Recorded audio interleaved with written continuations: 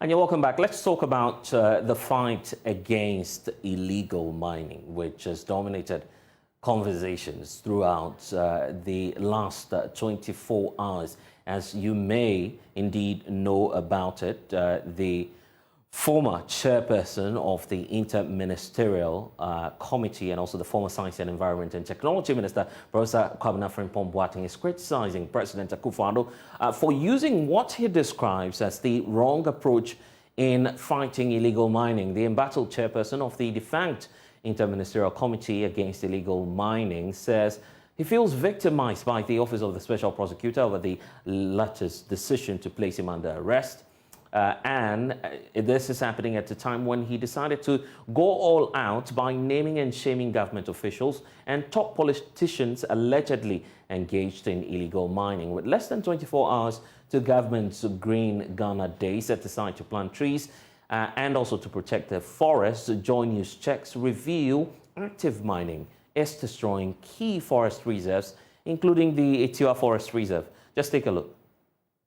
You can see how destructive the land has become, and you can see how cyanide has destroyed the water body, how the water has changed color. You can see it's all cyanide, some looking greenish, some looking yellowish. Remember, the chemicals that these people use to mine stay in the soil and in the water for a very long time.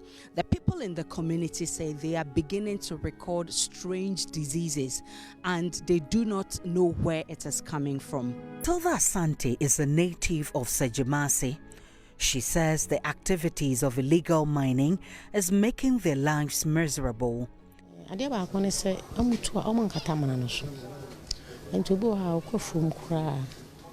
So on Nkwala na ma de bia na ni won Nkwala no because omutimi ko pit ni at any time ana afin so ye kwafu ma ye nya nso no an to piota first no so de ya no no na ka piota prayer no because he won't if forest no ma ye kwafu ma na yesan this time ko no anto nso a nya nso no so na ye poto ana afi ama ye kwafu ma first no ntuntum ni hawo but ama ntuntum abaha ama oda even stock we kra and then sama malaria no cheche ye mano keke.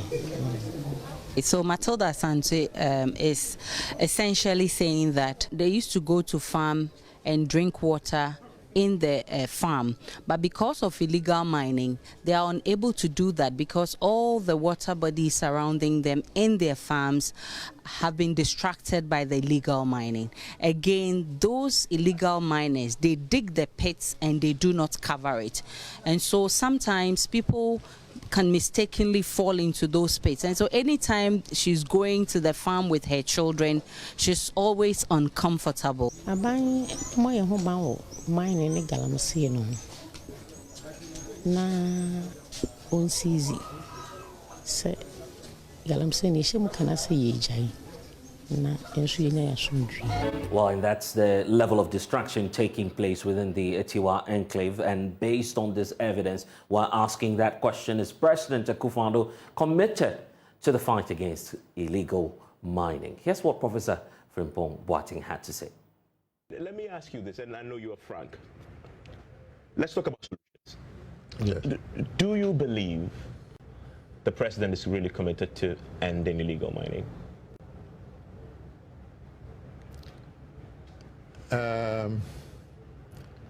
Maybe committed, but choosing the wrong methods. Okay. I'm not saying, yeah, he says it. If he says he's committed, I cannot disprove it. But then if we look at the methods that are being, employed, people are doing whatever they like, then it's not likely that this illegal mining will stop. So what method? And I'm not expecting this thing to improve. Why? Because honestly, even in the best of times, when the economy was good, people were doing illegal mining, okay? And there's somewhere in the Ashanti region whose wealth is based on mining. In a time of economic crisis? No, even the best of times. That is so. Economic crisis. Next year will be election year. People need money to campaign and so on. I don't expect that this thing will stop anytime soon. At least not until after there's a new government. I don't know the strategy that the new government will employ. But in the best of times, people dependent upon this for their livelihood and other things. And now we are in election year, Election season is here. Election season, people need money. And so, and the way the economy is, what are you going to do farming to get money, or what are you going to do? Yeah. This report, the original manuscript was about 120 pages. But I had to remove a lot of things and so on, and just give a flavor of what was happening.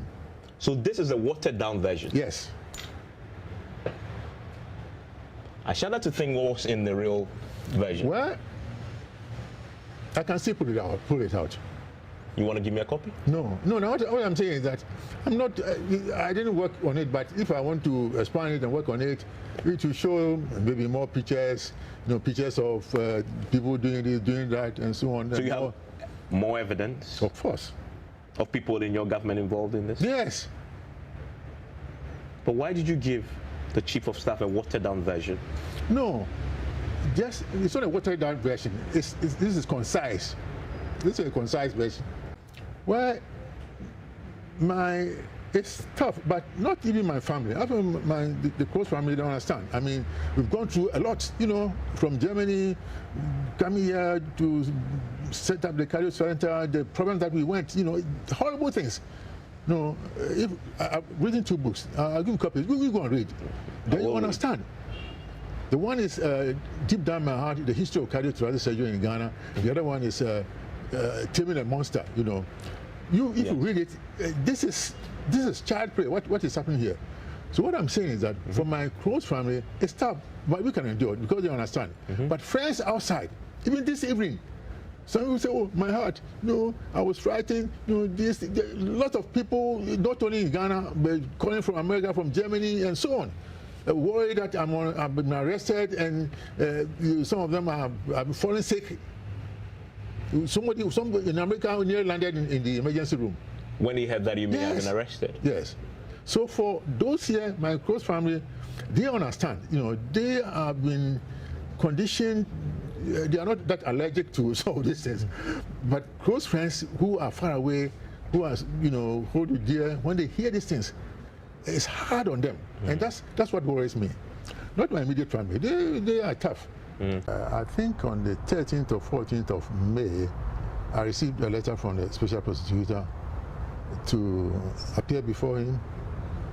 I should report at 10 a.m. on the 16th of May, which I did. The letter said that they were investigating corruption and corruption-related activities of the IMCIM. I was a little bit disturbed. And ICIM is Inter-Ministerial Committee Against Illegal Mining. Yes. I thought that they were going to talk about how to stop Galamsey and all these things. But anyway, so I went there and waited at the lobby. When my lawyer was in, we were ushered to the 7th floor where the office of the special prosecutor was.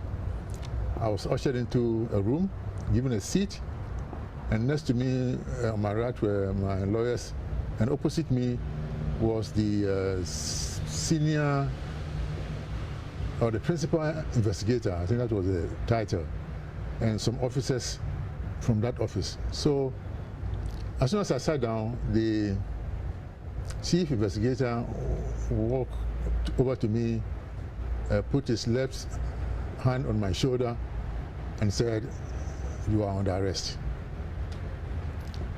I said, "Why am I under arrest? What are my charges?" Well, no specific charges, but we are investigating corruption and corruption-related activities of the IMCIM, that is the committee I chaired.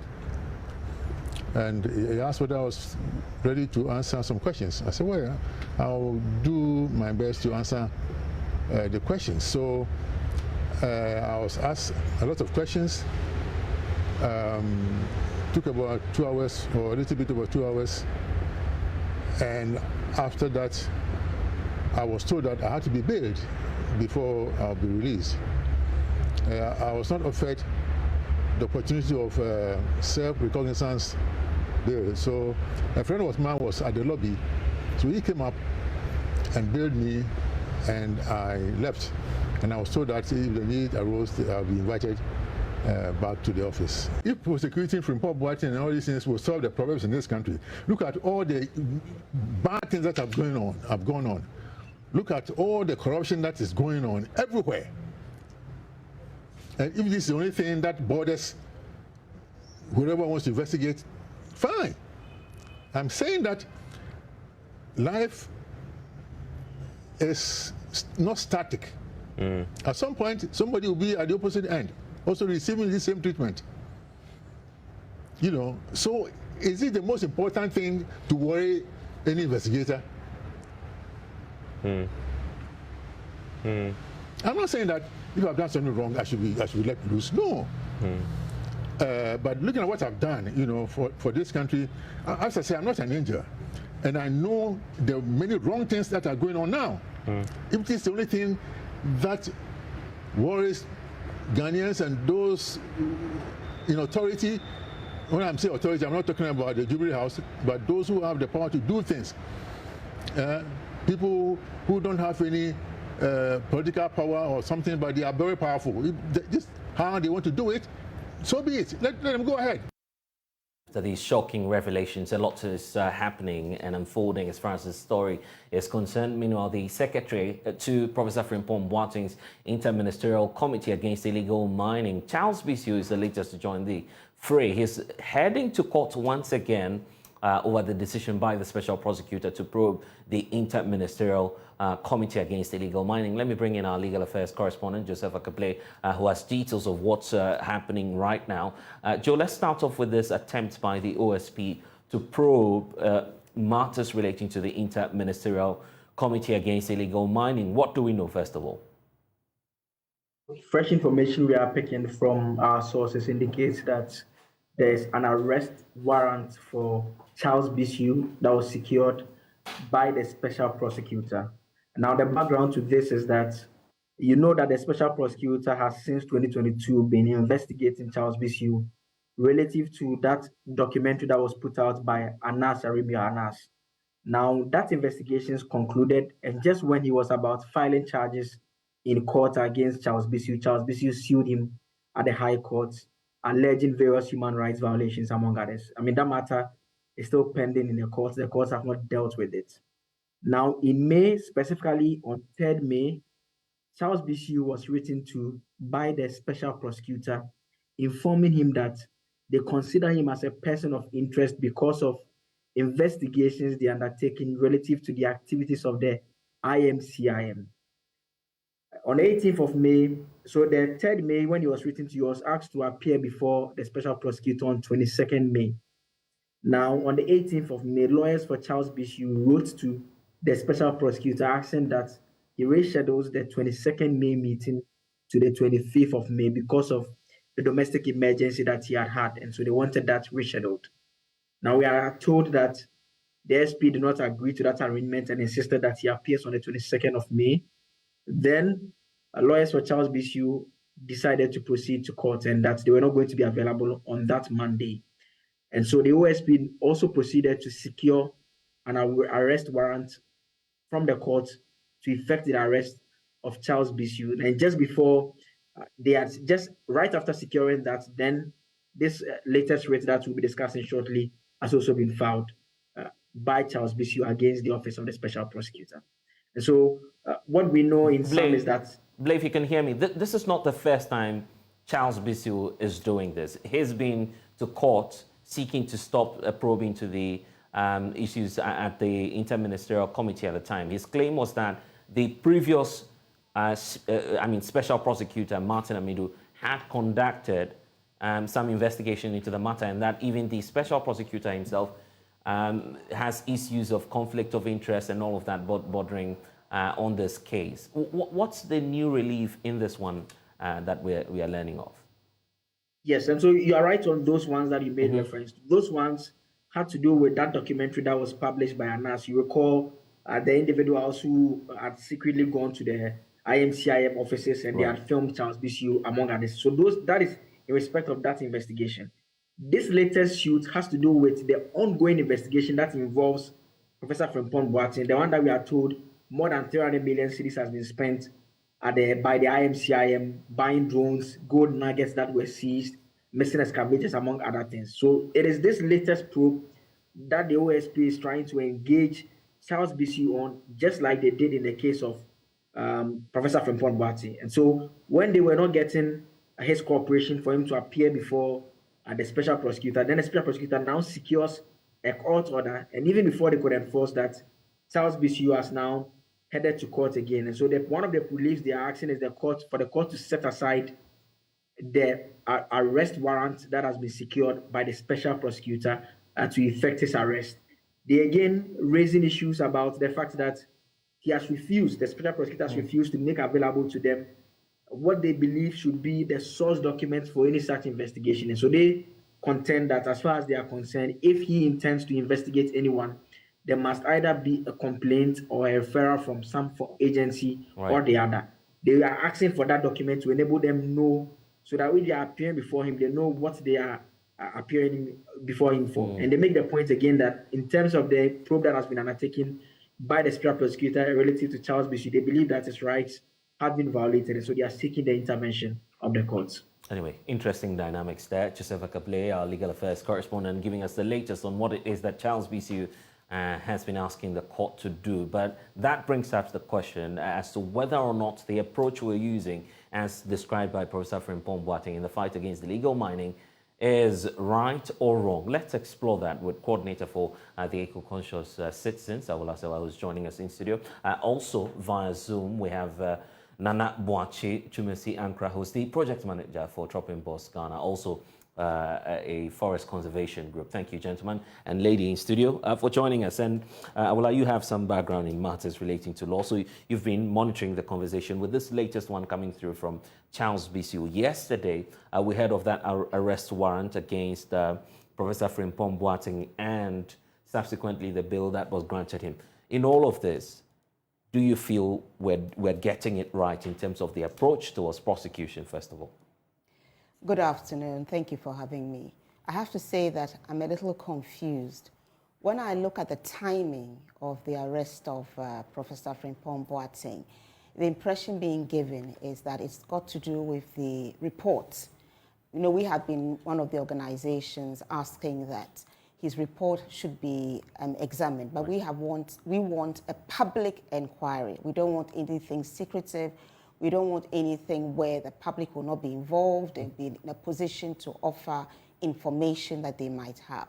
So having the professor arrested gives the impression that he's being targeted for having written the report. We know it sat on somebody's desk for 2 years.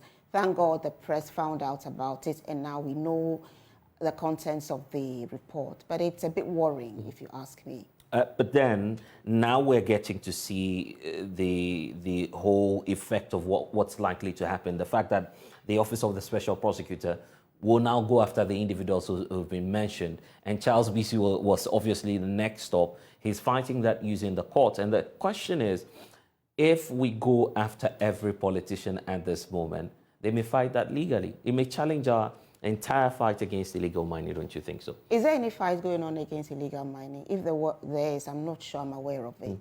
But I think that with the evidence that we have, it shouldn't be difficult to bring persons who have, look at the images you're showing, they are devastating. I think that if we are interested in bringing persons who have damaged our environment to book, it shouldn't be too difficult.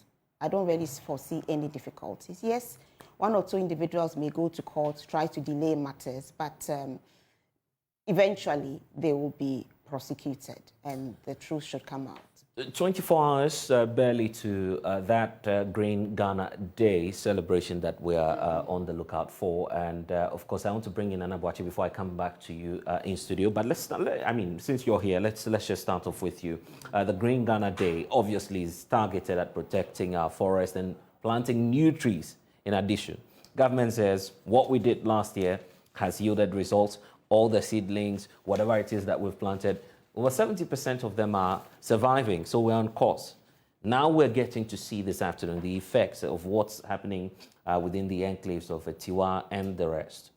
Are we getting the approach right? I don't think so. It's a laudable idea to have green Ghana and to be planting trees. But does it make any, is it logical to be, whilst we are greening Ghana, to be, for example, declassifying portions of Achimota forest? It doesn't make any sense to me. If you want to add to our forest cover, we'll not be removing what we have. Then what are we gaining?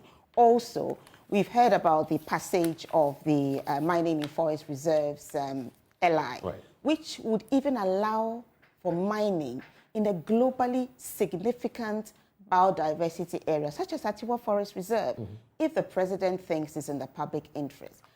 The question is when can it ever be in the public interest, right, to mine in the globally significant biodiversity area? It's just trying to ensure that mining can be done at Atiwa Forest Reserve, which we know is would destroy the ecosystem, and in addition, right, will poison the source of water to over 5 million people. This is unacceptable. It doesn't show any commitment to greening Ghana. And a very dangerous trend if we do not check it, because access to potable water may be a challenge for us. Nana Boakye Twumasi, your organization as well, Drop in Boss, has been working in this field, assessing, first of all, forest cover and assessing if we're getting things right. What data do you have to back, your claims as to whether or not we're moving forward or retrogressing as a nation? Okay. Thank you very much. In order not to give a specific... Please, can you hear me? Loud and clear, sir. Okay, so in order not to give, in terms of figures that might not be accurate at this point, but what I would want to say is that in terms of efforts that we are putting in, as the lady said, clearly, efforts are being put in, but there are leakages also per our inactions and actions. And so, if I should say, in the forest areas, we realize that, yes, some forest agencies or institutions are making inputs in terms of tree planting, in addition to even what we are doing in these ceremonial days as Green Ghana Day.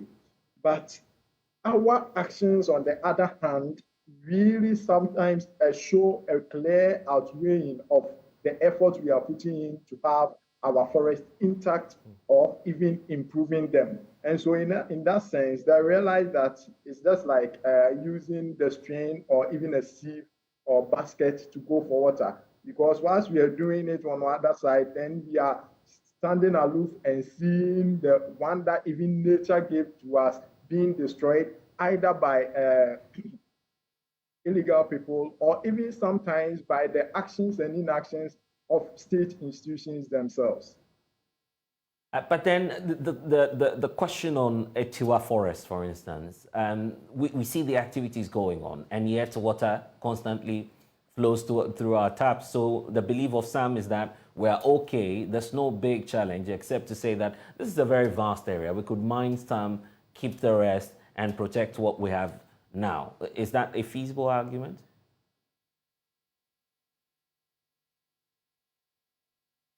It appears we have... from all yes. my readings, I have not encountered any reading or physical experiences where you have bauxite mining, especially in a particular forest area, and looking at Atiwa also being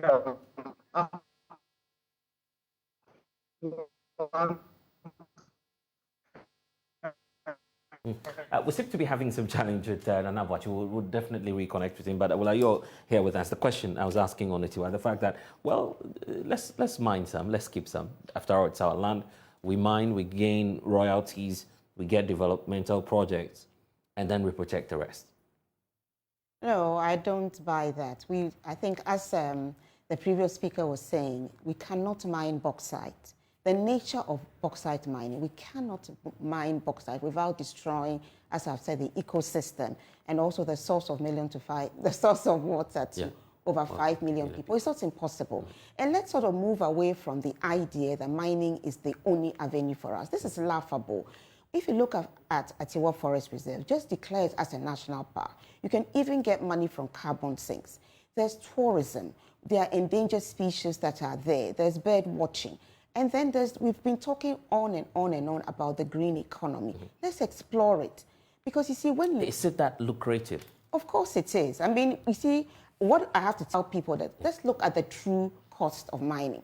For example, the Minister for whatever is supposed to have said that we got 1.2 billion from small-scale mining. But you see, you can bandy that figure. When you look at the small-scale mining, look at the other side. You're destroying the landscape.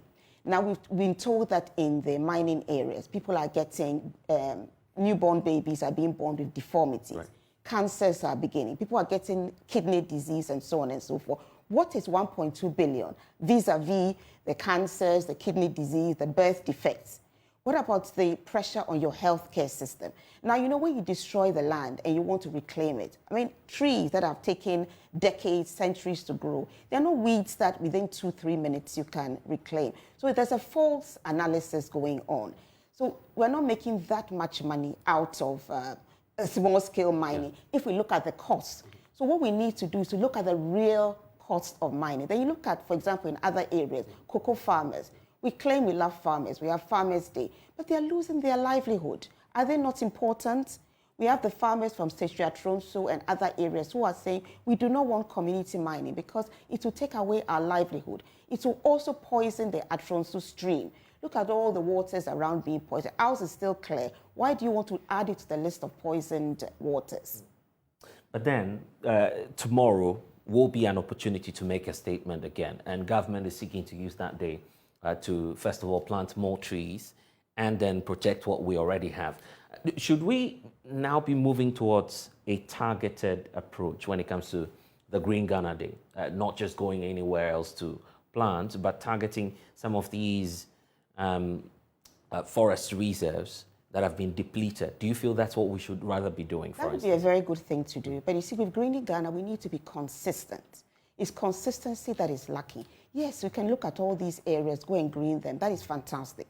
But if at the same time we don't rescind the EI, which is declassifying parts of Achimota Forest, if at the same time we still have a LI, which can make it possible to mine in forest reserves, even in globally significant biodiversity areas, then what are we talking about? It's like a gimmick. We have one day there's a fanfare with Green Ghana, yet we are supervising the destruction of our environment.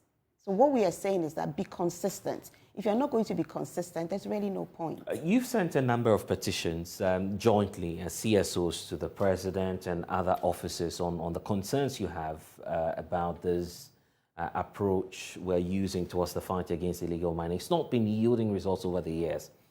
What approach are you likely to take now as eco-conscious citizens? Well, as eco-conscious citizens, we'll continue, giving the message.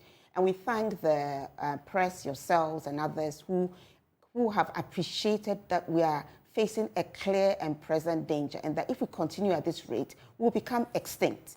There are food sovereignty concerns. There are water concerns. Water company has told us that at this rate, first of all, it's costing more and more to purify water, and at this rate, they might even have to import water. So all these things are going on, and action needs to be taken. Eventually, when Ghanaians get angry enough, they may decide to hit the streets. They may decide that we're all sitting at home until the government takes leadership and actually has a fight on illegal mining. Right now, I'm not quite sure there's any serious fight going on, because so long as the directors of Akonta Mining have not been arrested for allegedly destroying portions of the Tano Nimiri Forest Reserve, and rather Professor Frimpong Boateng has been arrested, the whole thing seems to me and to other eco-conscious citizens like a big joke. And let's be clear, the latest petition we had was signed by over 200 individuals and organizations. That should tell us that the concern is growing. The concern is growing, and government should take note. It's growing, and many still look at the level of devastation to say, I mean, we can't fight this illegal mining. We can fight it if we are serious. We are not serious. So long as we have, there was the documentary, I always get the title wrong, so forgive me. I think it was Gold for Minerals. The Distraction for Gold. I'm sorry, right. Distraction okay. for Gold. Please right. forgive me. We had that brilliant documentary. Journalists are putting their lives on and their safety on the line. What has happened since that documentary? Has anybody been arrested? So what I'm saying is that, is there really a fight against illegal mining? When the government decides to actually have a serious fight against illegal mining, believe me, we'll begin to see a change. Nana Boakye, let me bring you in. The way forward, tomorrow is Green Ghana Day. What would you want to see? And are there some factors that government should, address their minds to in terms of tackling this whole issue when it comes to the fight against illegal mining? So I agree perfectly with what Madam Sawa said, in the sense that I personally and my organization and civil society do not have anything against Green Ghana, but where Green Ghana is supposed to promote tree cover, promote the ecosystem, and then on our one hand, the ecosystem in naturally given forests are being destroyed through concern, and then year in year I've spent extra monies to do this Green Ghana, then it becomes a bit of serious and worrying, because for us, this should only augment what God has already given to us and not destroy what God has given to us, only to plant this. And let me mention that even these plantings that we are seeing, even the approach in some cases have not been that very good, in the sense that there are places that will have full protection when they are planted there. It appears it's really. Okay, we seem to be having a challenge. Not a fair or a good day for Nana Boakye, but of course, definitely we'll reconnect sometime again to have this discussion. Well, we need to go. If there's a message for the people of Ghana on the need to appreciate the extent of the damage that's going on and why we need action now, what would that message be? I'd say that God gave us a beautiful environment, as Nana Boakye said. He gave us a beautiful environment, and He commanded us to take care of it. So if we care about what God has said, He didn't command us to build a cathedral. He commanded us to take care and keep the environment. So we need to do it. And we need not wait till we turn our taps and have brown water till we do something. Let's be angry enough to say enough is enough. Start a serious fight against illegal mining. Let us protect the beautiful environment God has given us. Thank you very much. And we're grateful to Walasewa and Nana Boakye for joining us with this conversation. And that's why here at Joy News we're saying #No to Galamsey. We're taking out to Parliament. Communications Minister Esla Owusu-Akufo is in the House today with the aim of addressing concerns with the SIM registration exercise, which has left at least some 8 million SIM cards blocked. This week, Ningo Pram MP Sam George raised concerns about the exercise, indicating that the Speaker of the House and his SIM card has also been blocked out of this exercise. I've had this briefing today, if possible, because we are talking about over 8 million SIM cards that have been disconnected, including even the SIM card of the Speaker of Parliament, not the Deputy, but the Speaker of Parliament himself. His official SIM card was disconnected, even though it was registered in the name of Parliament of Ghana. We have judges, we have lawyers, we have doctors, MPs whose SIM cards were disconnected. Even me, my SIM card was disconnected. Our SIM cards were disconnected. But I'm the honorable member of Parliament for Ningo Pram, elected member. And the elected parliamentary candidate for the NDC again. And the leader of the Stubborn Academy. And the leader of the Stubborn Academy. The dean of Stubborn Academy. Mr. Speaker, no. The Stubborn Academy is insisting that the National Identification Authority must provide us Ghana cards. Because, Mr. Speaker, it is important that the minister briefs this House, even if possible today, because people's livelihoods have been affected. and people's more money they use for their transactions has been stuck. You understand me? On their cards. And Mr. Speaker, it is important that this House takes into consideration that the National Identification Authority has failed to issue any Ghanaian citizen a Ghana card in any district NIA office since December 2022. And so it is not the fault of the Stubborn Academy that we've not been able to register our SIM cards. It is not the fault of any Ghanaian that they have not been able to register SIM cards. So what's happening since this demand was made? Kwaku Asante is our parliamentary affairs correspondent, joining us via Zoom now with the latest on this. Kwaku, let's start off with that interesting revelation. The issue surrounding circumstances on the SIM card of the Speaker of the House. How did that happen? So we are not so much privy to the details, but as Sam George informed the House, the Speaker of Parliament himself has had his SIM card blocked. And the Minister, in his address today to Parliament, mentioned that he described that as a bit unfortunate, but said that they were going to work around it, and that if indeed the Speaker had registered his SIM card and had been blocked, then that was unfortunate, and that the NCA will take steps to fix that. He is throwing up that information out to the public that as many people as possible who have fully registered their SIM cards but have had it blocked must reach out to the National Communication Authority or through their mobile network operators to have that addressed. And so the Minister has been addressing it. He's also opening another window of opportunity for persons who do not legitimately have their Ghana card. We know that a Ghana card is a sole identity document to be able to register your SIM card. But is that to suggest, by the way, that the ministry is now shifting its position and offloading the entire work to the National Communications Authority? Indeed, it could be legitimate if you argue that way. But the Minister is saying that, well, we understand that there are a number of people who have not been able to register their SIM cards through no fault of theirs. If you have not been able to register for the Ghana card, which is the identity document that will enable you to register your SIM card, then please draw the attention of the National Communication Authority, and then you will be exempt. That is the words of the Minister. It's a seismic shift. It's a bit of a toning down from the part where it was whether or not you have the Ghana card through a fault of yours or through no fault of yours. We are blocking your SIM card.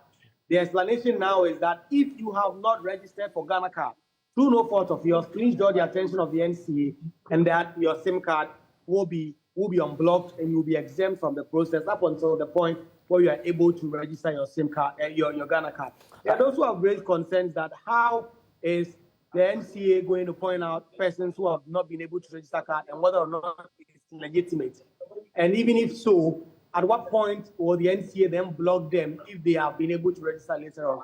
These are all questions that people like Sam George, Haruna Iddrisu have been asking on the floor of the House today, since the Minister came to brief the House on the process so far. She's also been talking about persons who have money on their mobile money accounts but have had their SIM cards blocked. He says they are working with the Bank of Ghana to have a certain process where persons like that can access their funds, although their SIM cards are blocked.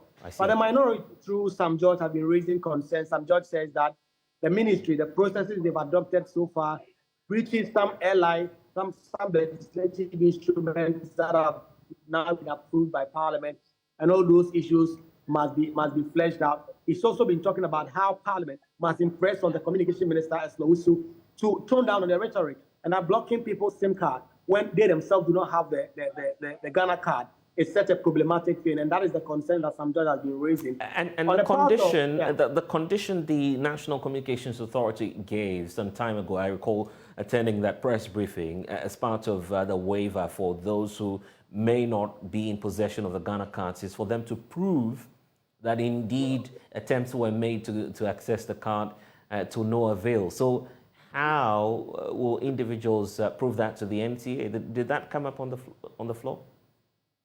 Well, those are questions people have asked, but the minister did not go into those details as of yet.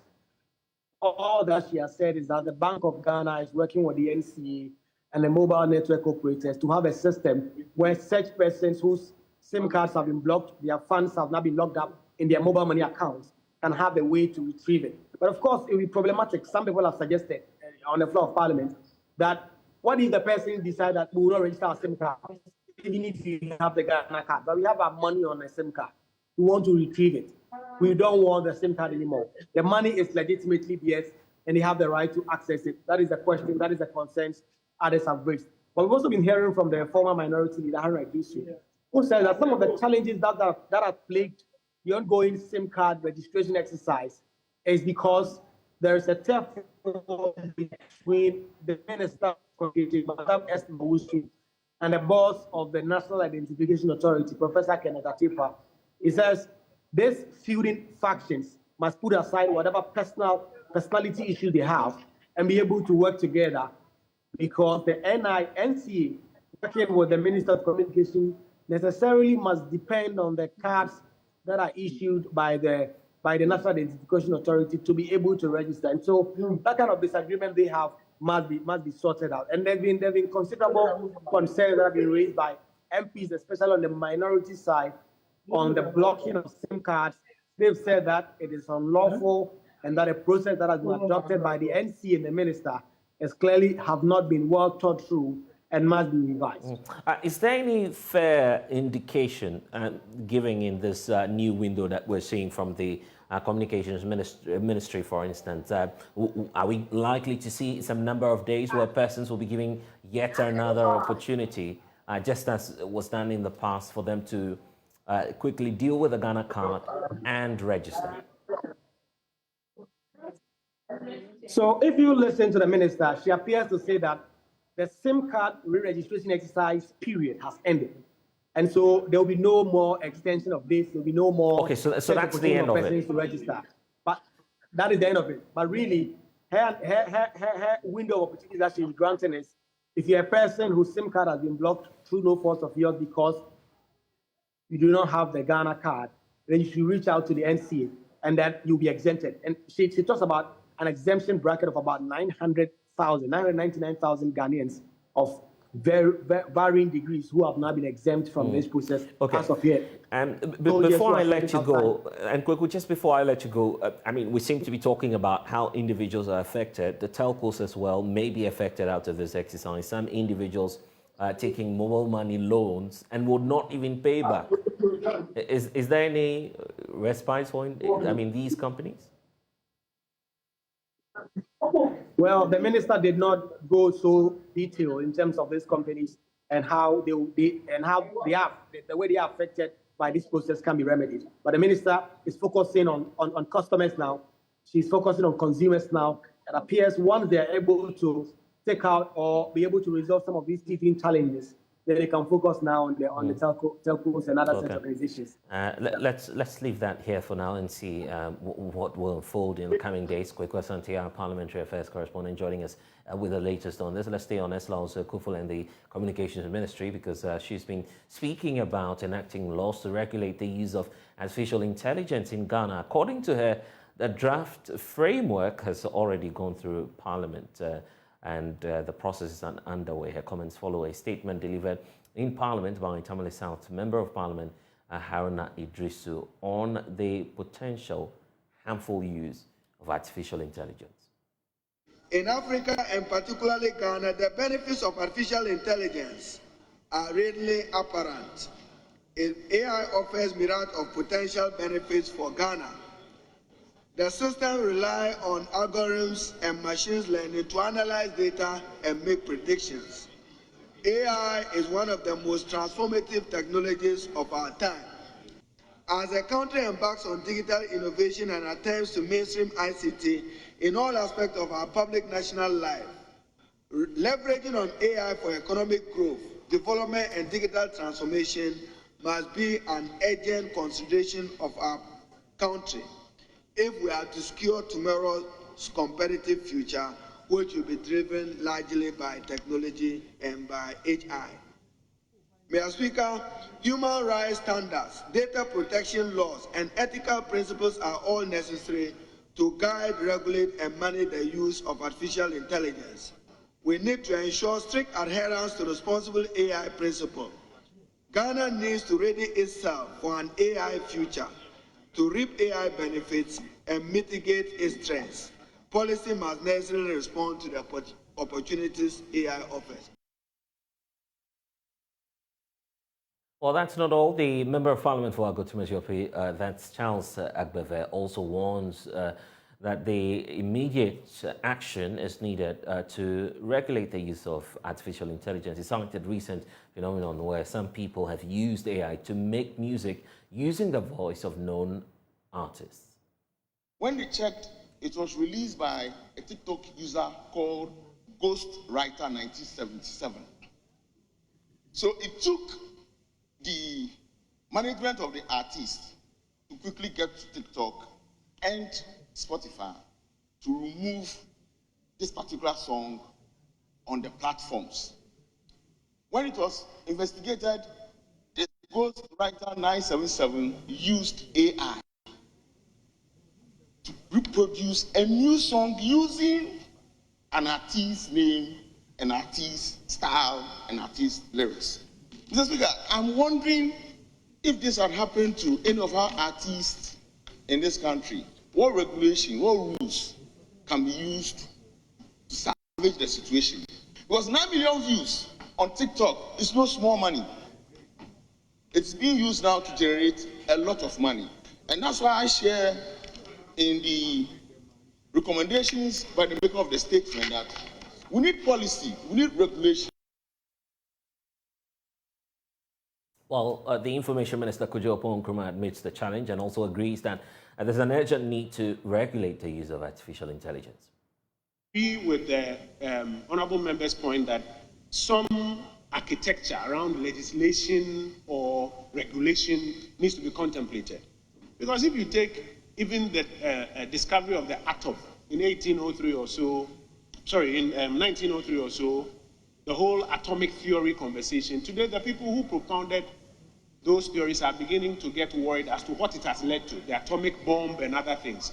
And similarly, those who worked on AI, if you read some of the contemporary literature, are beginning to worry about the potentials. And so it is opportune time for us to start considering what sort of architecture, legal or regulatory, needs to be put in place to limit the most dangerous parts of it, even as we seek to benefit from its upsides. I thank you, Mr. Speaker, and I commend the statement maker.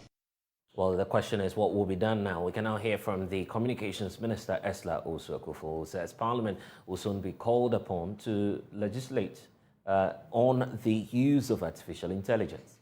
They are scared at the potential damage that it can cause if it is not properly regulated. And so once this document, our strategy has gone through Cabinet, we'll bring it here for Parliament's input as well, because I think it's very important. And we can also show the way for the rest of the continent. I must thank the House for approving the digital acceleration policy as well, and inform you that the project attained effectiveness on 5th June, meaning the World Bank has approved it for us to start implementing it. And the good thing about this is that the NCA will be supported under this Ghana Digital Acceleration Policy to develop regulatory mechanisms to address new and emerging technologies, because there are regulatory and legal gaps. When our NCA Act and Electronic Transactions Act were passed in 2008, none of these major innovations had taken place. We've used these laws for a long time, but now we need to look at the legal and regulatory gaps in them and work to address them. And thankfully, the Digital Acceleration Policy project will provide them with the needed funding to look at that. Now, machine learning, augmented and extended realities, artificial intelligence, all raise interesting challenges that we need to address. And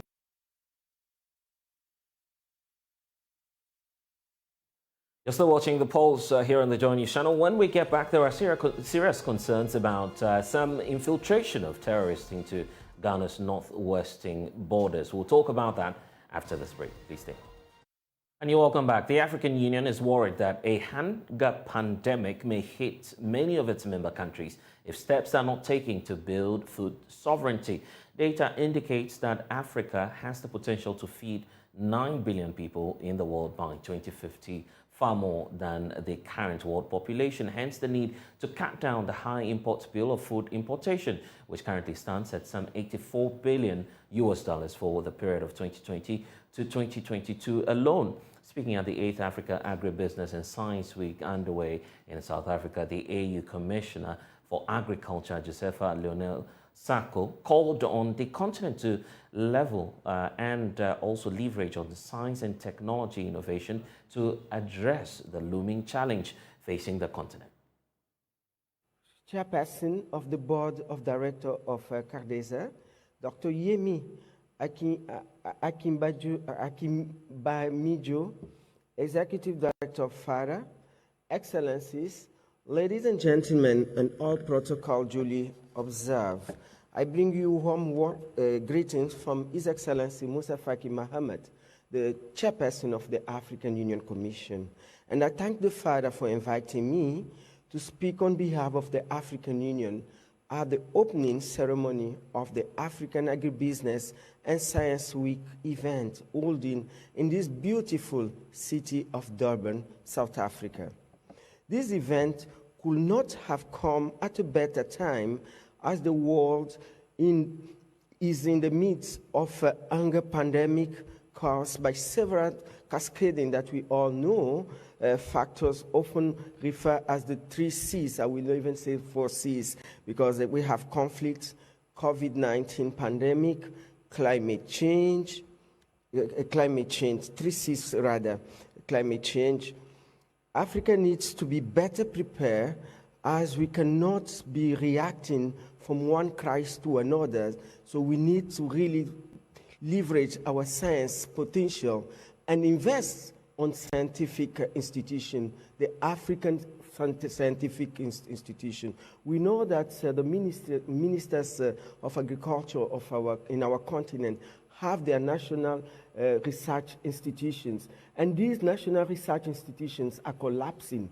We should not allow it because we have scientists and we have our own knowledge. So let us build upon science. Let us support science. Without science, we will not transform this agriculture. So this is like building a house without foundation. So science, it is a priority for Africa. And African youth should be engaged in this type of journey so that we can transform, because statistics was given here, and we are not proud to say that anytime the report comes out, Africa is always behind. When Africa has the best lands, the best, the youngest population, we have rivers, we have rivers, we have coastal countries, 38 countries in Africa, coastals. So let us unlock the potential we have and start going out of these reports that come from FAO, from this. Africa is always behind with the issue of malnutrition and food insecurity. Food insecurity should not be a problem in Africa. We should feed Africans, and we also should feed the world. So let us build capacity of the existing institution we have in Africa. In African Union, we have our own specialized technical offices that deal with different issues. I'm talking about my department. We have AU IBER, we have IPEX, we have SAFGRAD, we have PANVAC. PANVAC is one of the institutions of African Union that eradicated one of the pests. We are now working on trying to eradicate le petit ruminant. So the question still remains, how can Africa remain resilient in all of these crises, including the global economic meltdown? I want to bring in now Busi Mabuza, who's the chairperson of BRICS Business Council in South Africa. Thank you for spending some time with us here on Joy News in Ghana. Already the international organizations such as the UNDP are alarmed that Africa is facing a double tragedy, as they're describing it, COVID-19 and the recent being the Russian-Ukraine war. How, in your estimation, can we find adequate funding to avert what's likely to be that third possible pandemic, a hunger crisis facing Africa? Blessed, the funding will come. I was very excited with the conversations that we were holding in Durban, focusing on the common African agro parks, because all of a sudden you're talking about opportunities of scale, opportunities of size, where the production can be led in a scientific manner, where the agri-technology can be implemented on a farm or a land piece of scale and size that would make sense for investors to come. There are examples, Blessed, for example, in India, where India now exports food to the rest of the world. In fact, they are amongst the top 10 countries that export food. And there they have agri-parks that have been able to attract investment repeatedly. Last year, they announced over $2 billion of investment in their agri-parks. I believe this is the way that the African continent should be going. Throw our energy behind the agri-parks. They make sense in terms of the African continental free trade area. They make sense in terms of production at scale, giving support to those who are producing, and in fact, eventually locating agro-processing plants at those agro-parks will be very possible. Right. But even as we speak, there's an alarming rate of the import bill for the whole of Africa, which is about some $80 billion per year. That was between 2015 and 2017. But even as we speak now, that amount has shot up. So the question is, how do we remain resilient, and what do you feel is accounting for this dependence on the high level of imports? So it's absolutely tragic that we are where we are, because there are exogenous factors now, such as climate change, which has hit especially the eastern parts of the African continent. We've seen some devastating floods affecting those areas. However, there are opportunities for us to collaborate with other countries which are facing similar challenges and share knowledge on how they have been able to build resilience in their own farming initiatives. But the second issue is that if we diversify through value chain farming our produce in the different countries, then we will be able to amass the opportunity and make sure that it makes sense to the continent. We'll be able to access much larger markets because we will be producing at scale. I am concerned also that where we are producing in the continent, normally we export outside of the continent. So the intra-Africa trade is a huge, huge opportunity for us, and it will lead to food security. The regional value chains that will be able to enhance in that endeavor will actually shield us from the global supply chains that we saw closing so tightly and so quickly when we had the COVID lockdowns in the rest of the world. So it's important that we start looking at regional value chains, make sure that we build self-sufficiency into those regional value chains. And even as we speak, the African Union admits the fact that we need to build resilience and to put in more investments. And that's why we're focusing on, for instance, the Africa Continental Free Trade Area. Such an initiative has been identified as a tool which could make the continent much more sufficient by pushing intra-Africa trade. But it appears that this framework is not taking shape as expected. Do you share the same view that the AFTA framework is not working as expected? I'm very excited about the opportunity that the African Continental Free Trade Area presents.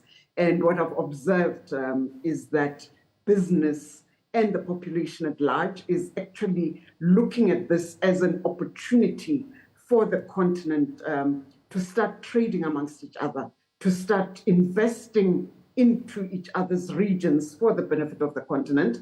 Of course, the policymakers can be sometimes a little myopic and look at the opportunities that may be lost for their countries. But what I would say to the policymakers is that that interruption may be there, but it will be short term. In the long term, the pie will be much bigger if we implement the African Continental Free Trade Area as we should. So I'm very excited about the opportunity.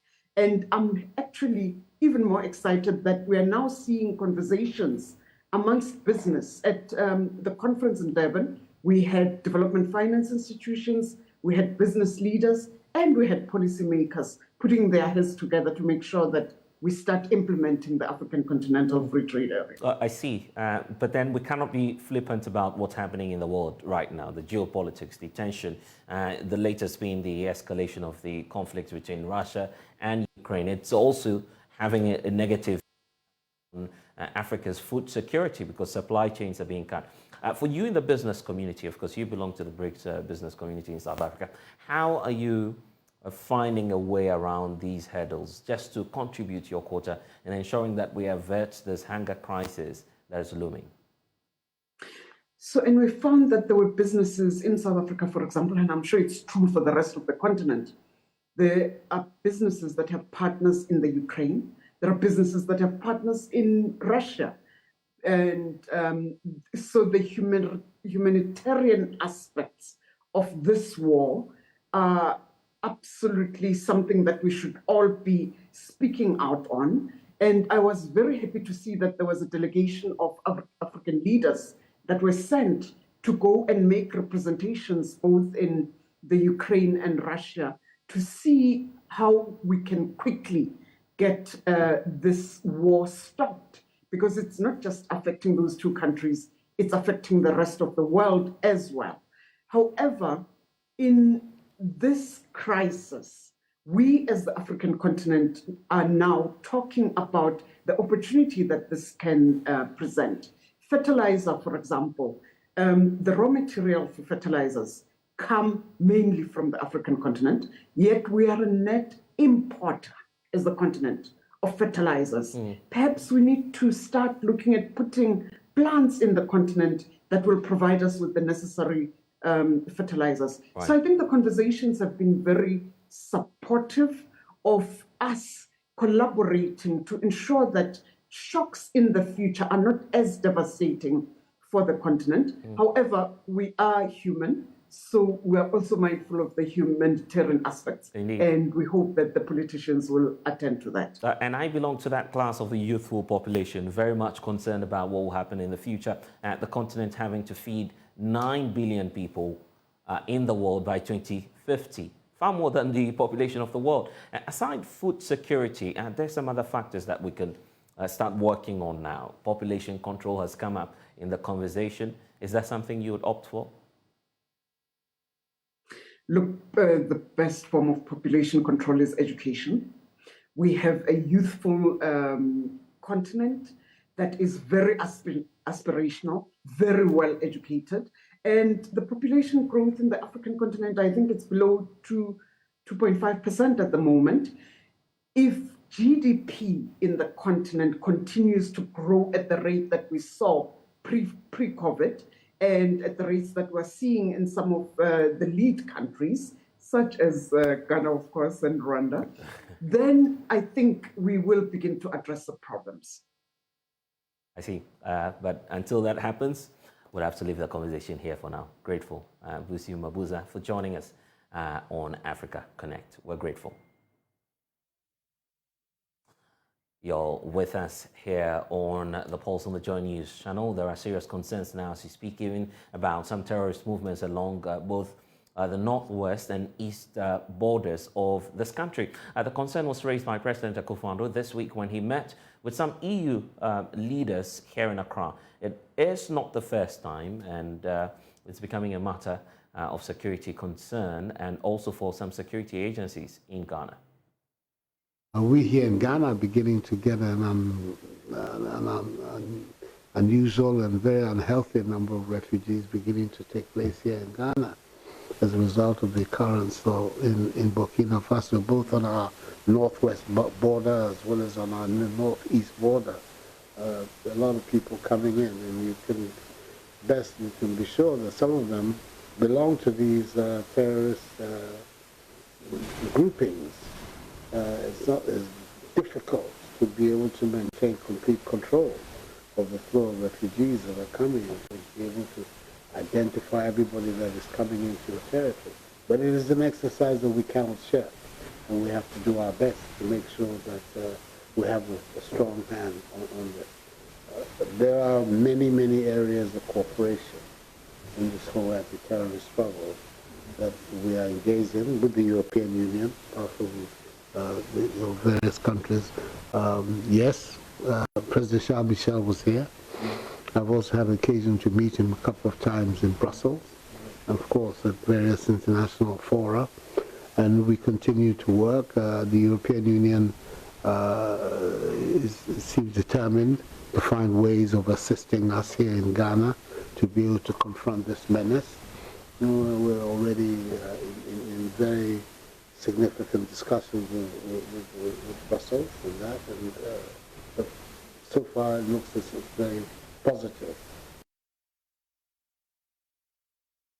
President Akufo-Addo disclosing that to Benelux countries, Belgium, Netherlands and Luxembourg foreign ministers who engaged President Akufo-Addo a couple of days ago. But how real is the situation, and what steps do we need to take immediately to tackle that challenge? The West Africa Center for Counter-Extremism is asking that security agencies must beef up the boots on the ground and to bring up some interventions that will help resolve the crisis. Joining us now is Mukhtar Mumuni Mukhtar, Executive Director for the Center. Thank you, sir, for always making time to educate us on what's happening as far as this extremist activities is concerned. Last year, you sent or put out a release warning the agencies about a possible infiltration given the porous nature of our borders.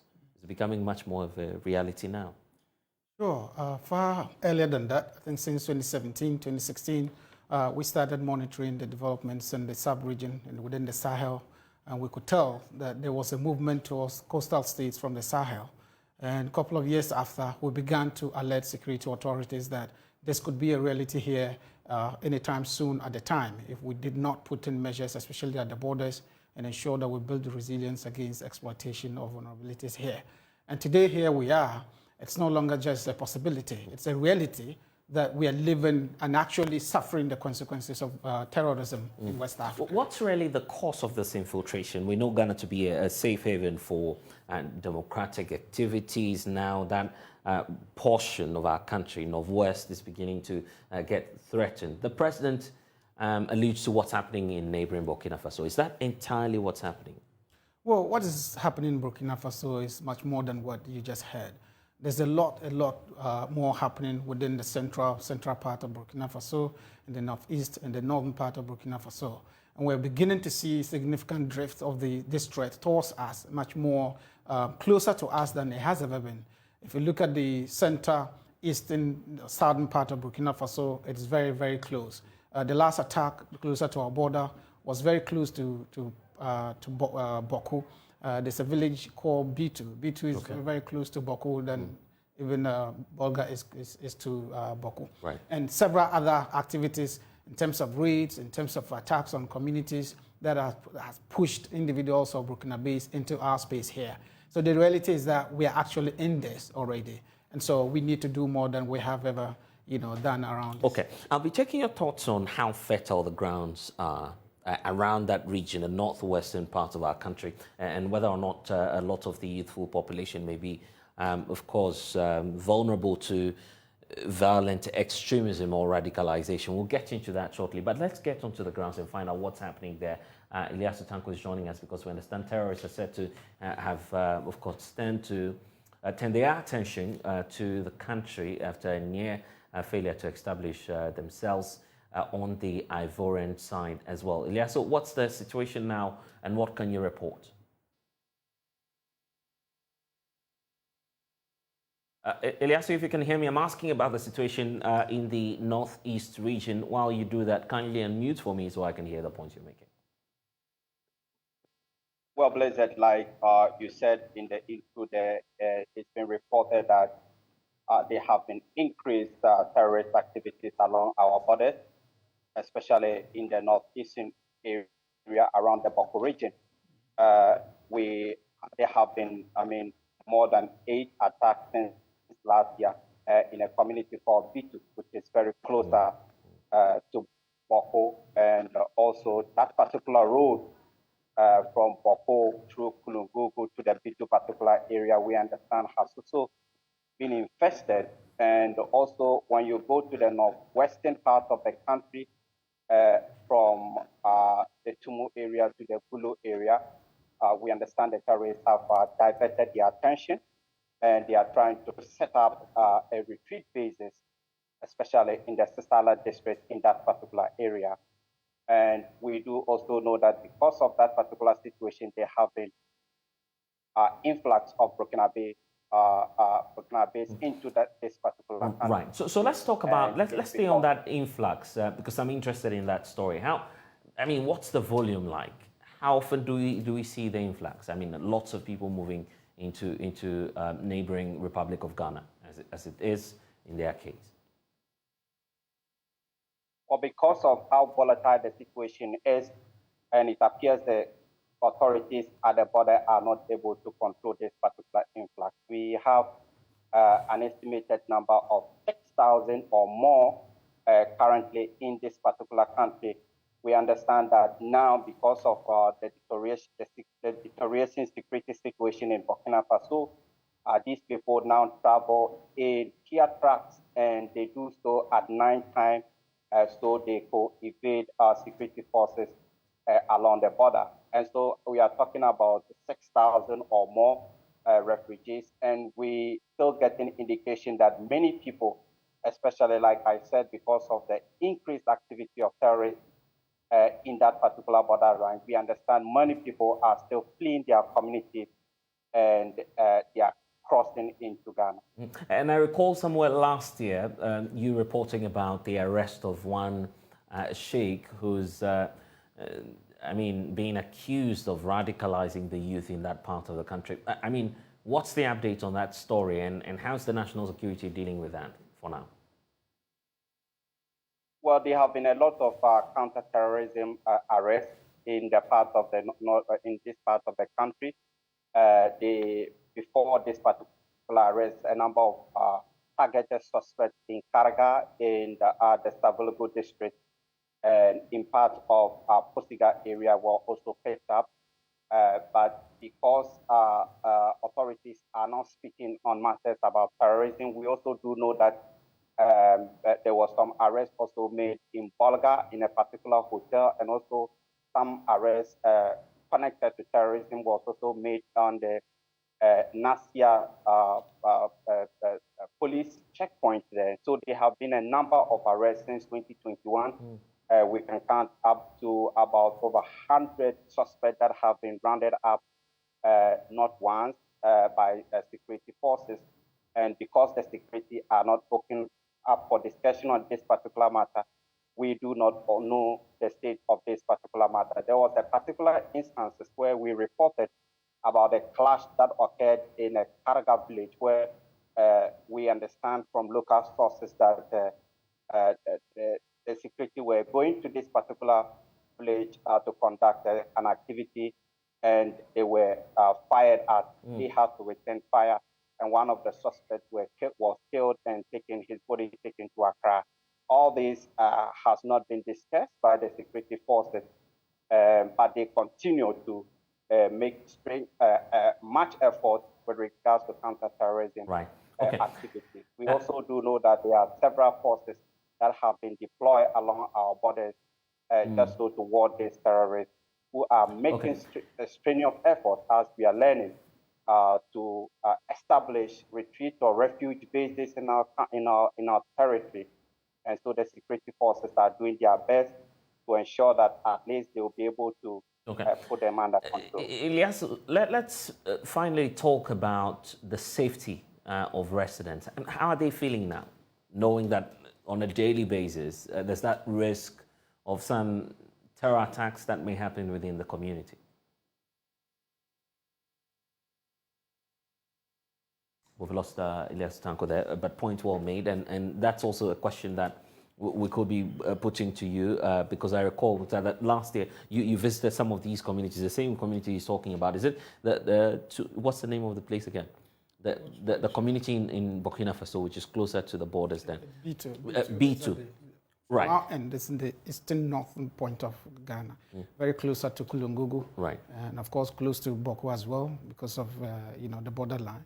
So we are very close to the center of action now, between Ghana and... Is this community an area of, should it be of an interest to our national security agency? It already is. National security, of course, would have that as as a feature of the interest. And of course, and I hear your reporter talk, in a very professional way, and he talks about the fact that there are a lot of things that the security agencies are not, not discussing and not talking publicly. But the reality is that we are already in this situation. We are already in the theater of issues, and so we need to do more than we are doing in terms of local community and non-state actors. What should we be doing? How do we position ourselves? How should we, act in terms of building resilience against this?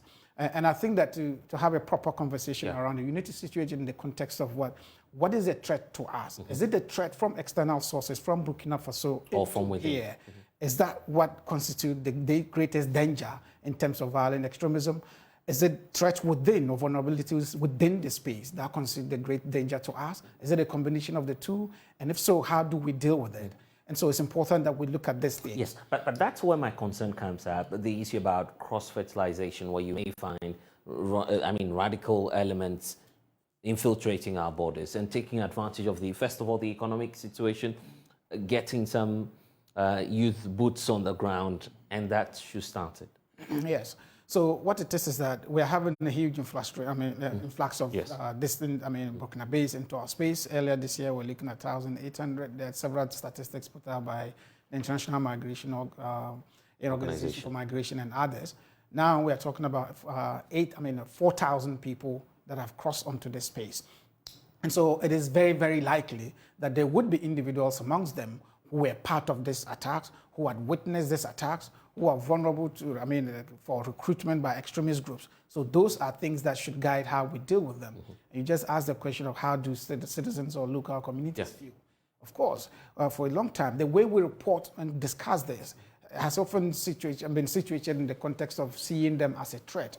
We have securitized, refugees, and so people see them as a threat rather than people who are here and looking for support, looking for, help. And so we need to do more than that by engaging the local community to understand that this is a threat they are fleeing from. We need to deal with them in a manner that builds cohesion amongst us, because it doesn't take long for competition around resources to create its own set of vulnerabilities and security issues. The opinions are divided as to what's happening northwest of our border. The point about Ghana serving as a launchpad for these extremists to regroup and then launch back into Burkina Faso, and others feeling that this will equally pose a threat to national security. What do you stand in? Yeah, so the fact that Ghana has been thought or believed to have been a place for launching attacks or logistics or for restocking and all that, it could be valid, and it is valid. It is also true that it doesn't take forever. It takes just a period of time for the same, place to be used as, a center of violence, a center of attacks. And so it depends on how we respond to the issues, and it depends on what vulnerabilities exist in this space. For significantly, so far, we have seen enough evidence that Ghana has been used as a place for organizing and mobilizing logistics and support, and for restocking and for resting. And that it's still a feature here. But at the same time, we're seeing Ghana that possibly could be used as a place, to launch attacks and all that. And at the same time, we're seeing individuals in this space who have been recruited to join extremist groups. Because the fact that many people have joined extremist groups, and there's still many individuals who have links and contacts with extremist groups in this space. So it is not exclusively one, purpose for, Ghana has been used for. It's several things. And over time, these things are evolving. Security is quickly evolving, and so we need to be up to date, up to task to ensure that we are ahead of the curve in terms of how it evolves. Ilyasu raising a very critical point about how the security agencies are approaching this. The whole approach of communication. The government is telling us through the National Security Ministry that if you see something, say something. But they are not telling us what they're seeing. Okay, so security issues are very delicate issues. So you give information only on a need-to-know basis. And so for that, we see that happen. But at the same time, you need to communicate in a manner that is significant enough to allow local population to know what to do, to be part of the effort to deal with security situations. And at this moment, we need local communities or citizens to be fully aware of what it is that this nation is facing, either from internal or external sources. We need to know what we need to do as citizens in terms of our duties and responsibilities. That part has not been adequate. We need to rope in the role of civil society and create very deliberate, dedicated initiatives that allow civil society to tap into it and educate local populations in terms of how do we position ourselves, how do we deal with it, how do we volunteer information to law enforcement officers, how do we deal with this issue even amongst us to ensure that we build enough resilience against it. Other than that, what we're seeing, it creates room for conjecture, for misinformation and disinformation. That could create a new sort of threat on its own. 2 weeks ago, we had reports that terrorists had come into the Savannah, some space in the Savannah region. We are talking about people, say 500 people come in. Eventually, it turned out that there were just 53 people who had come in. And they didn't come in as a group who were coming in to attack or fleeing from the threat. And so that's the element of misinformation can be very, very dangerous because it can create fear and panic in local populations that can lead to undesirable Mukhtar, there's the conversation around the porous nature of our borders, a conversation we've not had in a very long while. The issue of porous borders has been overflowed. All borders are porous. Really? All borders are porous within the space in West Africa. If you want to go into Togo, there are too many, routes used. You want to go to Burkina, same way. You want to go to Cote d'Ivoire, the same way. And if you are in any of these countries and you want to go to the neighboring countries, it's the same way. We have porous borders all over the place. And I think we need to go beyond just the element of the porosity of our borders as the source of the vulnerability. We need to go beyond that. You see our presidents and other leaders having conversations around the threat. How are they having these conversations? And what are they seeking to effect? What kind of effect is they seeking to have? We need to talk, we are talking about interagency coordination, intelligence sharing amongst these countries. How much are we working together to ensure that we do not have a spillover? In fact, the Accra Initiative was meant to kill the capacity or the potential of a spillover onto coastal states, which includes Ghana. And so the kind of conversation we have at that level must engender that goodwill and support amongst us to do that. Irrespective of what you have at the borders, we are still going to have those threats and vulnerabilities existing.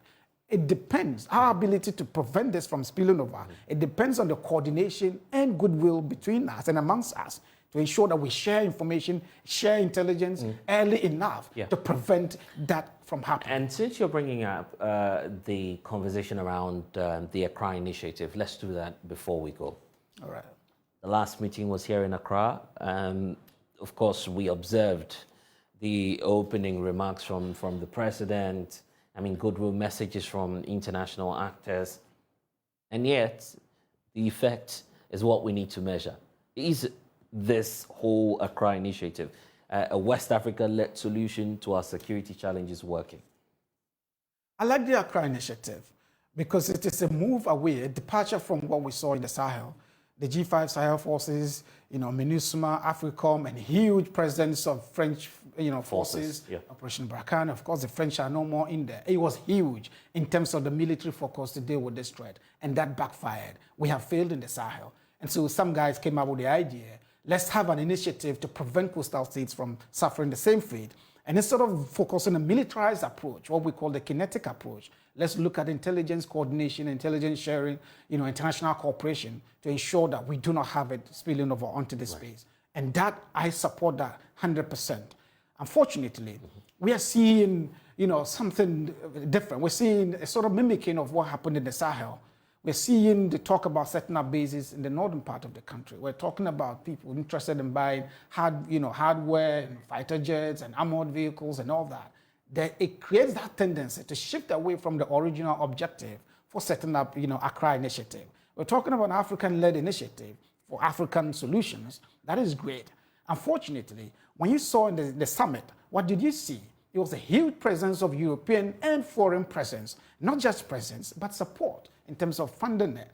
Well, they say they are friends to the initiative. Of course, we have always been friends. Yeah. So when you have that, it actually undermines the goodwill. It undermines the basis for making those, utterances and but some would disagree with you on that. The fact that, first of all, you need resources, you need So if you don't technology. have resources, you don't declare that you don't need resources. Right. So I think that we need to be very realistic of the threat we're dealing with. If we had diagnosed that this problem we're dealing with is regional in scope, it is regional in the threat conception, we would have formed these regional blocks and regional initiatives to deal with it 10 years ago, 8 years ago. We didn't do that. And now the problem is all over us. And we're starting to do, things in these small blocks of things. We need to recalibrate in terms of what is the approach. And we all have to be on the same page. As we speak to you, right now, I'm not sure that our neighboring countries are on the same page with us in terms of dealing with the threat. Really? I'm not sure that the countries that are around us that are dealing with this threat, they are on the same page with us in terms of how they approach to deal with it. I agree with you in one breath, because of, for instance, what the president said about the presence of the Wagner Group, somewhere operating closer to our northwest. I didn't want to say that, but that is border. It's part of that. And so the conversation that went on with Anthony Blinken and all that, we all know that it was a miscalculated statement. And of course, we saw the repercussions of it. We had to do damage control and stuff like that. And when I hear the statement now, it sort of brings back those memories. And I think that we have to sanitize conversation when it comes to how we deal with, foreign partners around the issues. And I was just about asking you if the president should tone down on rhetoric surrounding our closest. It's by far one of the closest countries to our Burkina Faso. That conversation is important because it seeks to highlight the reality of the issues that we're dealing with. But did it have to come from the president? Could we have had, the director of the Fusion Center, the Minister of National Security, have that conversation? Could we have had the Minister for National Security do the conversation? Their counterterrorism unit. Could we have had that kind of conversation instead of coming from the president? So those things are questions that we need to ask. Otherwise, we create a tendency of escalating a threat that could have been contained at a particular time. Anyway, this conversation will keep going on and on, but I hope that the Accra initiative works. Hopefully. Yeah, that's all we're looking out for. Mukhtar Muni Mukhtar, thank you for spending some time with us.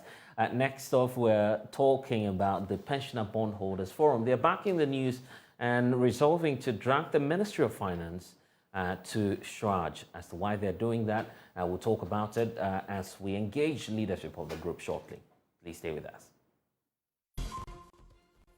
On the polls, Pensioner Bondholders Forum say they have resolved to drag the Ministry of Finance to the Commission on Human Rights and Administrative Justice, Shraj. This comes after the ministry has indicated its inability to pay the interest demanded by the bondholders, which, of course, forms part of all mature principles since February 2023. Dr. Eduana Nienchi is convener of the Pensioner Bondholders Forum.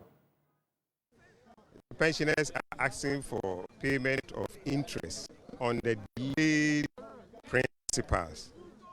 The issue is that is the money they are using to invest, to get interest, to buy their medication and fend for themselves.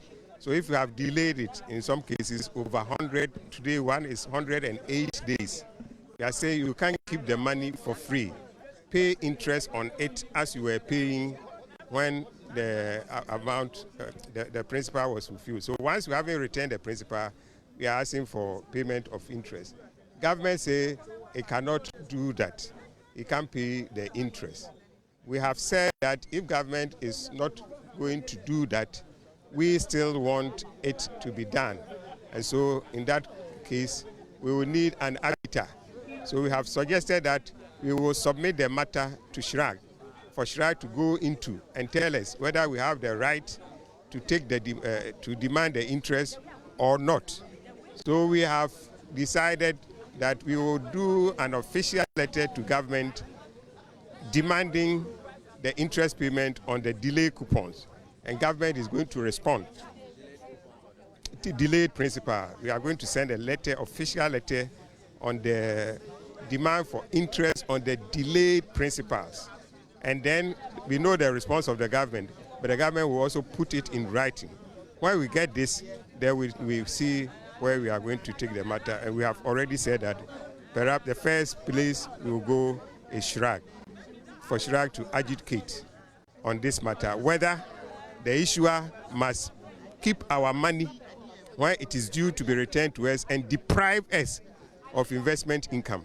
So that matter definitely will land at the doorsteps of SHRAG.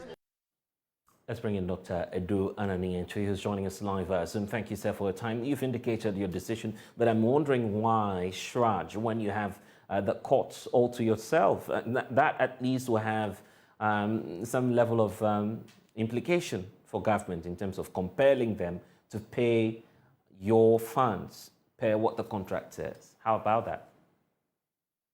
Well, let's see how things would go.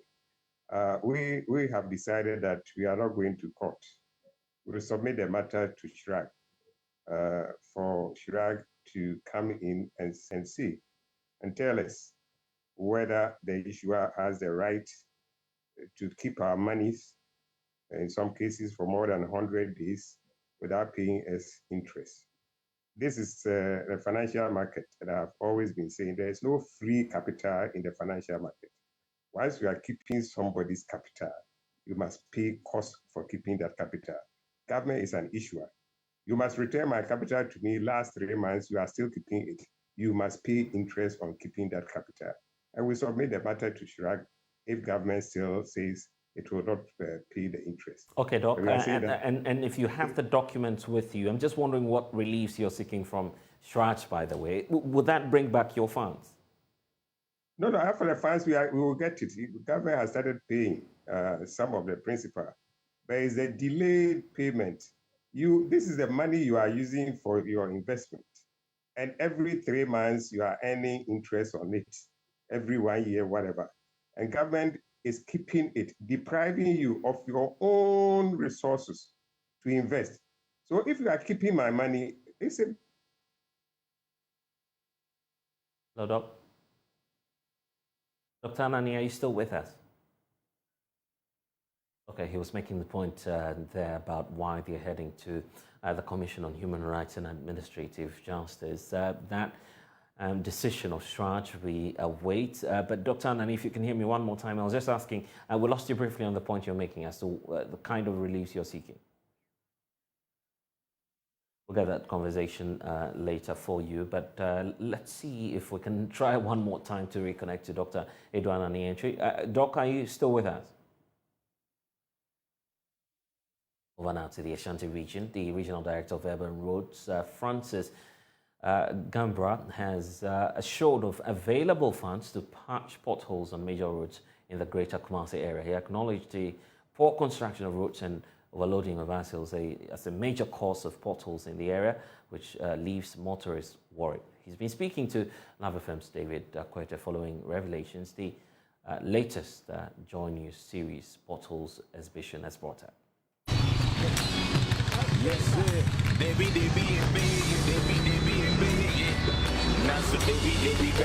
Here you go. Government serving us. In fact, drivers here were the best.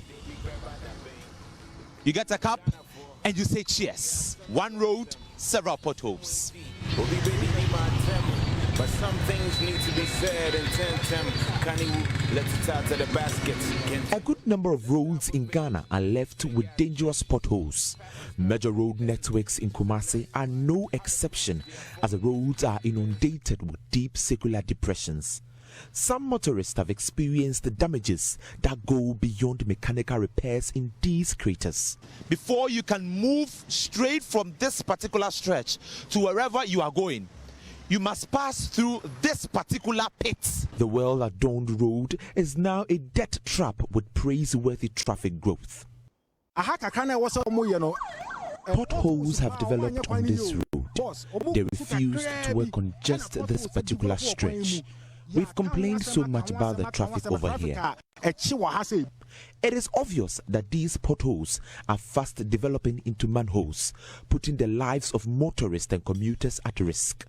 But state institutions in charge of covering them up show up at work and do nothing about it. Several potholes. 1, 2, 3. Yes, sir. To some of these road users, this is a life-threatening pit. Almost there 3 months, number 2 accidents. I came across an accident almost a month ago. As government institutions join on patching up the holes, some residents fill the riddled bitumen with debris to lessen the impact of vehicles slumping into holes. Sometimes they attempt to fill these holes with just anything, sometimes with coconut husk.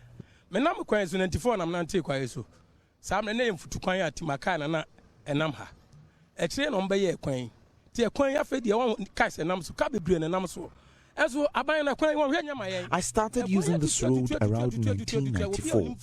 This is a busy road, but government isn't ready to fix it for us. We, the drivers, could fix it ourselves. This is very disheartening.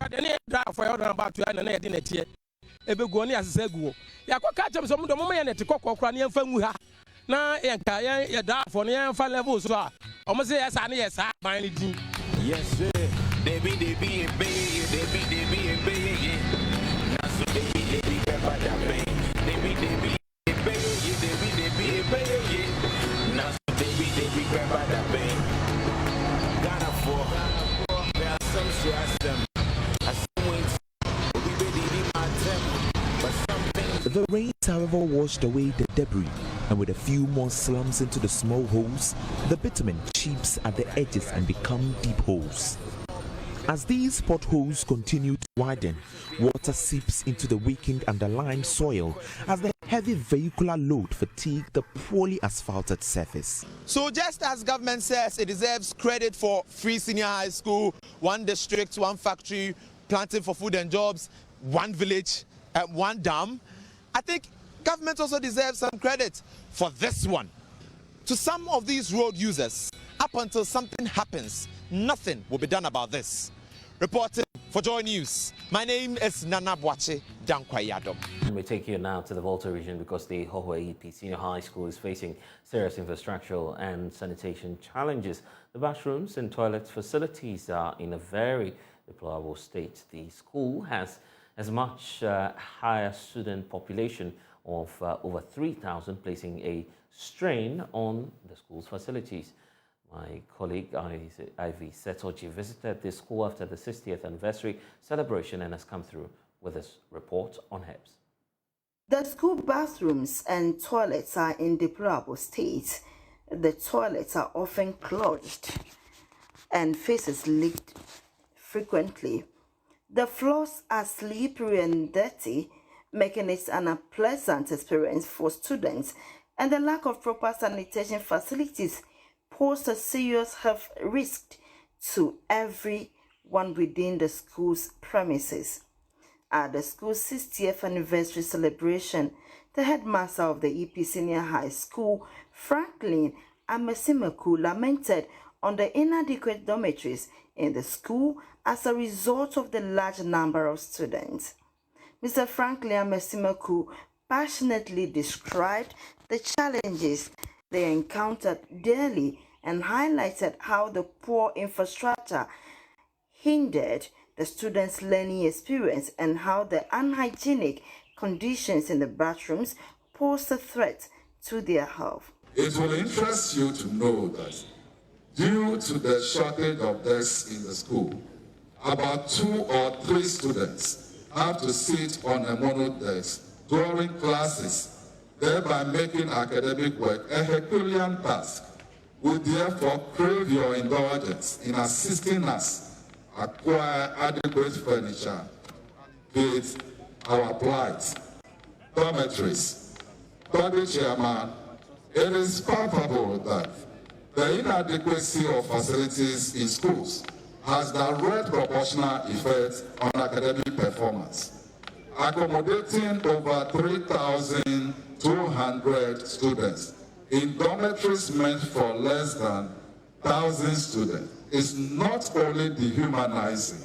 He also lamented on how lack of school vehicles are negatively affecting the administrative works of the school as well as other school activities. Our agent list, school vehicle, Honorable Chairman, let me put on record that the school has no functional bus for conveying students to program and other places for the enhancement of their academic work.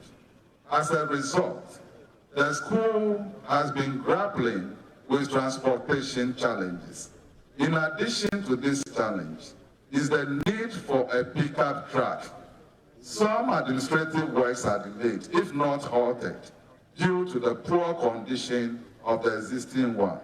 Our solemn prayer to all our benefactors, including government, is that these vehicles are provided for a more effective school administration.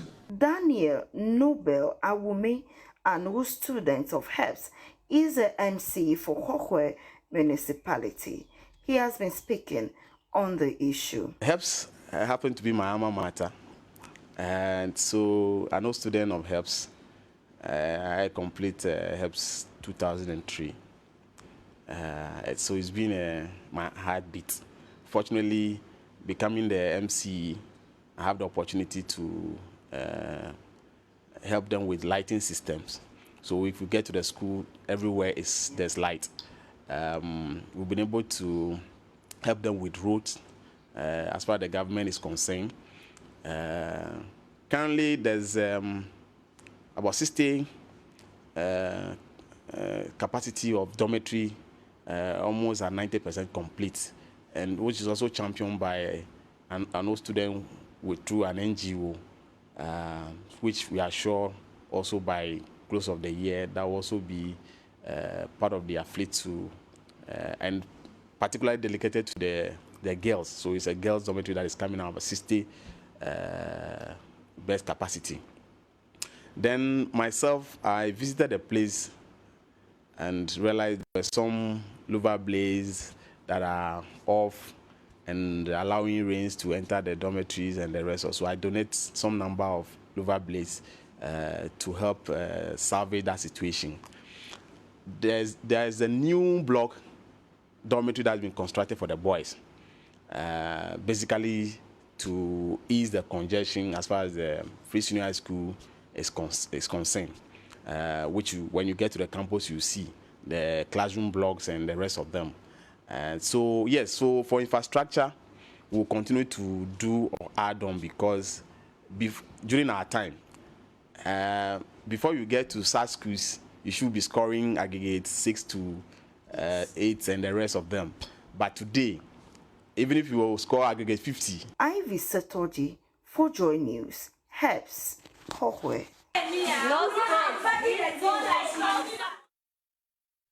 And there's an appeal from the student community and also the entire stakeholder community asking for help for the HEPS Senior High School. You might want to be a part of that solution. Just before we go, the Ghana Chamber of Mines is presenting to you the 5th edition of the Ghana Mining and Energy Summit, which is happening from the 7th to 9th of June 2023 at the Accra International Conference Center. Well, this time around, the theme of the event is harnessing mining and energy potential for sustainable development. Join us for this 3 days of thought-provoking discussions with industry experts, top business executives, government officials in and outside Ghana's mining sector. There will also be opportunities for business-to-business meetings, networkings, collaborations, and also exhibition of products as well. So come discover the latest trends in technology and innovations in the mining and energy sector. So you can register now and be a part of the event of this prestigious summit, which is the www.ghanaminingsummit.com. That's all you need to put in and key in to register. Or you could equally send an email to info@ghanaminingsummit.com for more details on this very event. So this event is sponsored by Anglo Gold Ashanti, Newmont Ghana, B5 Plus, SMT Ghana, Rand Refinery, Stanbic Bank Ghana. We have Ricare and Protea Coin Ghana. Also media partners include the Business and Financial Times and yours truly, the Multimedia Group. So we'll be there for the 3-day period, and you might also want to register to be a part of the show. That's all we have for you here on The Pulse. Log on to myjoyonline.com. Right behind me, you see Charles BCU, the special prosecutor, securing a court order for his arrest. For More news, log on to myjoyonline.com. We have more for you. I'm Blessed Sogan. We'll see you again. Bye-bye for now.